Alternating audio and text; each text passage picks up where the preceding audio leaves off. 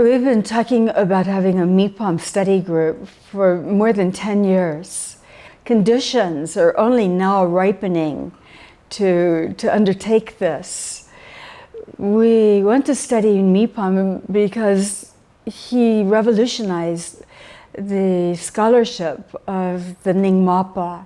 He was born in 1846 and he died in 1912. And in his lifetime, from the age of 8, it was obvious that this was an extraordinary child. He wasn't recognized as a toku, but shortly all the great Rinpoches who met him, and all the traditions actually, recognized him as a brilliant emanation, as an emanation of Manjushri himself.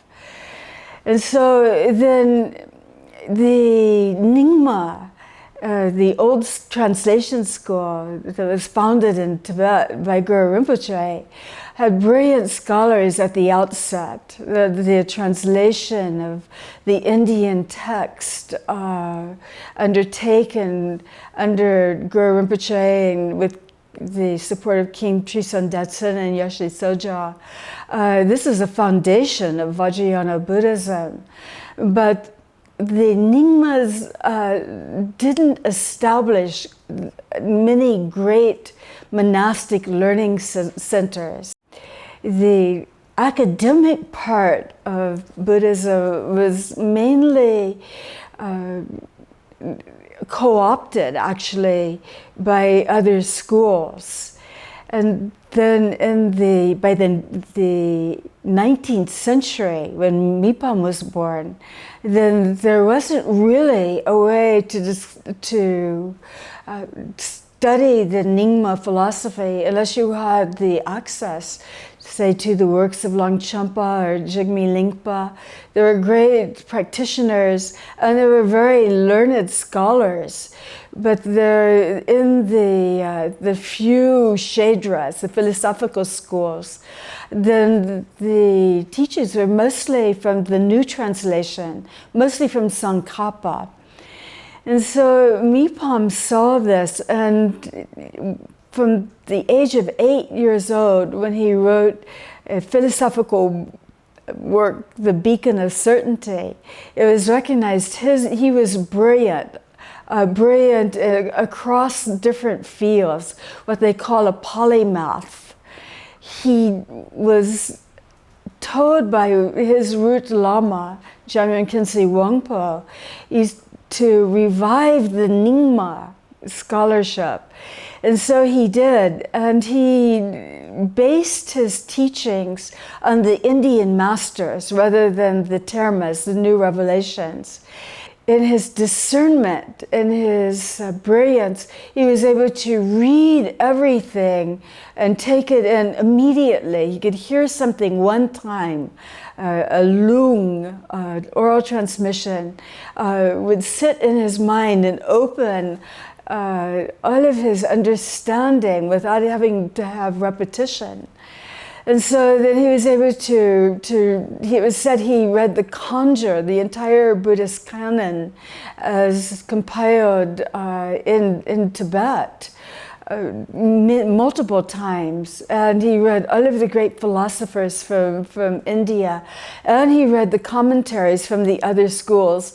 And on the basis of his deep, profound understanding and his discernment, his speech, he was able to master debate. He revived debate by setting forth his own commentaries on the Indian masters.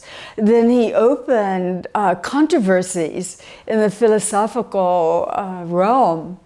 And so then it came alive again. It was like a dried plant that was then watered. And so then today, the works of Mipham, his commentaries, are studied in all of the shedras and all of the schools of Tibetan Vajrayana. But for the Nyingmas, he is a pivot. We have Longchenpa, we have Jigme Lingpa, we have great scholars and commentaries, but Mipham was able to bring it together in a way that he makes you understand what was being said by the philosophers of India and how this was interpreted in the various schools of the Galupa, the Sakya, and so forth, the Jonang. And then he was able to set it forth in a way that's just masterfully clear.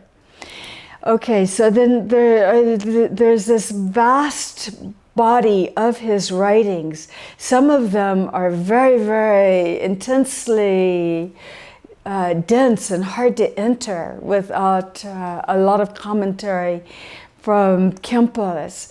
But now the Khenpas have studied.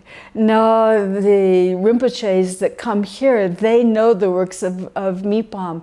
And now here in Brazil, we have the translators who have worked very hard to study themselves and master Tibetan, and they're able to enter the writings of Mipham and maybe translate them with the help of the Tibetan masters and Khenpas. So all of this has come together, and particularly in Lama Sherab. Lama Sherab has been one of the, we say, the one who cuts the path, a path cutter. In her study through Melinda, she reads volume after volume of the Indian masters, and really on the basis of her studies, then there's an inspiration to know those Indian masters.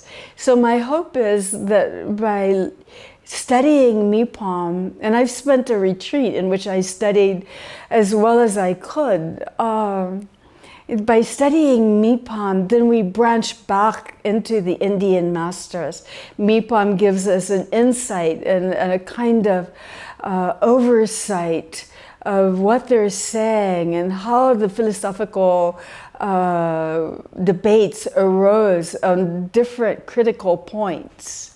One of the Mipham scholars from the United States, John Pettit, has offered to help us structure a program.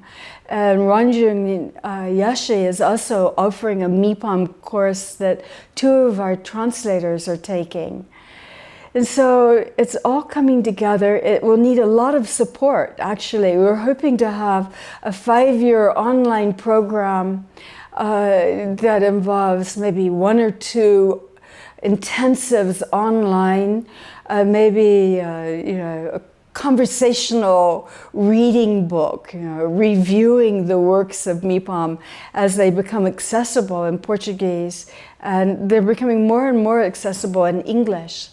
And also to invite the Khenpas recommended by our Rinpoches to come to Brazil and in person give us teachings and guide us through the study. So I'm very excited about this, and I hope that my own mind, by studying these works, will become more and more discerning and articulate about philosophy, which actually seemed like a door that needed to be open, but was maybe, if not locked, closed.